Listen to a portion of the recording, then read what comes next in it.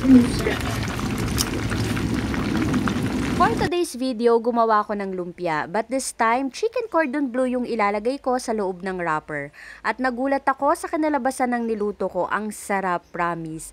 Ang crunchy ng labas, then ang juicy at ang cheesy naman sa loob. At syempre, sa chicken cordon bleu, hindi nawawala ang cheese. At dito sa recipe ko, ang gagamitin ko ay yung madalas kong ginagamit na cremoso melting cheese. Kung gusto nyo rin po ito ay nabibili ko lang ito online, ilalagay ko na lang po yung link sa comment section kung saan ko ito binibili. Hiniwa ko lang po ng pa-strips itong cheese, then gagamit din tayo dito ng ham. Kahit na anong brand po ng ham ang gusto ninyong gamitin ay po pwede. Yung ganito kalaking hiwa sa ham ay okay na po sa akin. After nyan, iset aside muna natin. At kakailanganin din pala natin dito ng chicken. Bali, bumili lang ako ng chicken breast na halagang 120 pesos.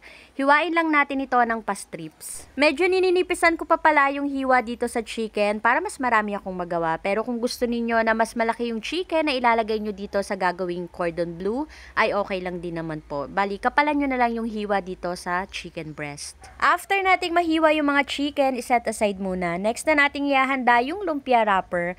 Bali, bumili lang ako ng 2 tanda ng large size. Once okay na lahat ng ating mga ingredients, pwede na tayo magbalot ng ating lumpiang cordon bleu or cordon bleu na lumpia style. At sa paggawa naman nito, una kong nilagay yung ham, then 2 slice ng cheese at yung chicken. Madali lang naman itong balutin. Kung paano tayo magbalot ng mga lumpia na madalas nating ginagawa, ay ganun din dito. Nagmix pala ako ng flour at water at ito yung ginagamit ko na pangsara sa wrapper. Mas maganda kasi itong gamitin dahil nasasara niya talaga ng mabuti yung wrapper. After nating magawa lahat, pwede na natin itong lutuin. Bali, magpainit lang tayo ng mantika at prituhin lang natin ito hanggang sa mag-golden brown. Nagprito lang pala ako ng ilang piraso at yung iba naman ay nilagay ko muna sa ref.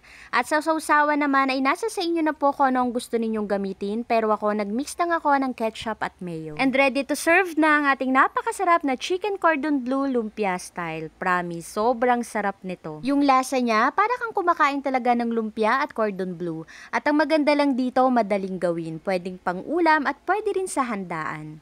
Gusto mo rin ba?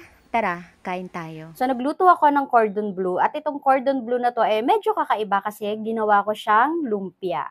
At gumawa lang pala ako ng sausawan na mayonnaise and ketchup. Pero kung may iba pa kayong gustong sausawan para dito, pwede rin naman po.